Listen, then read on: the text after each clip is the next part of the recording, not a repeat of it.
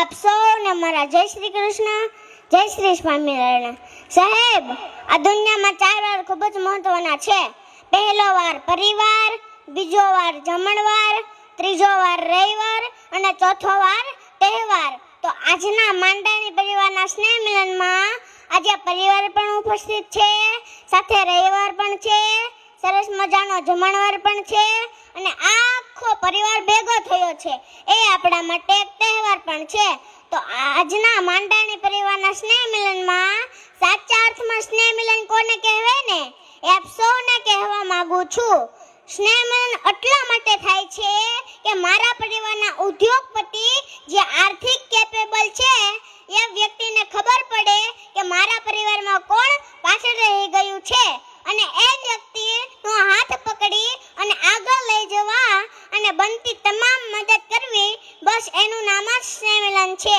અને બીજું તો આજના મોબાઈલના જમાનામાં પરિવાર ખૂબ ટૂંકો થઈ ગયો છે, તેથી અમારા જેવા બાળકો પરિવારને ઓળખી શકે અને કામ ધંધામાં એકબીજાને ઉપયોગી બની શકે, એટલે સ્નેહ મિલન જરૂરી છે. તો આજના પ્રોગ્રામમાં મારી એક રીલ્સ ખૂબ જ વાયરલ થઈ રહી છે, તો આપ સૌની સામે રજૂ કરવા માંગુ છું.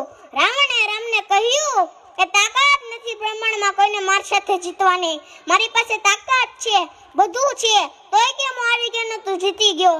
તઈ રામે રાવણને કીધું કે જીતવા માટે આપણા ભાઈઓ ભેગા જોઈએ, બાકી ગમે એટલી દુનિયા ભેગી થાય તોય ભેગું ન થાય.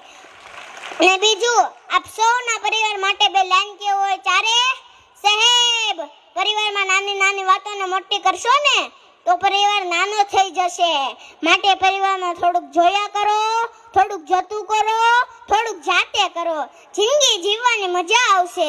કારણ કે ઘર મોટા હોવાથી ભેગું નથી રહેવાતું, પણ મન મોટા હોય ને તો ભેગું રહેવાય છે, તો ભેગું રહેવાય છે. ફરી વાર આપ સૌનો ખૂબ આભાર કે મને એટલો સમય સાંભળ્યો. ભારત માતા કી જય.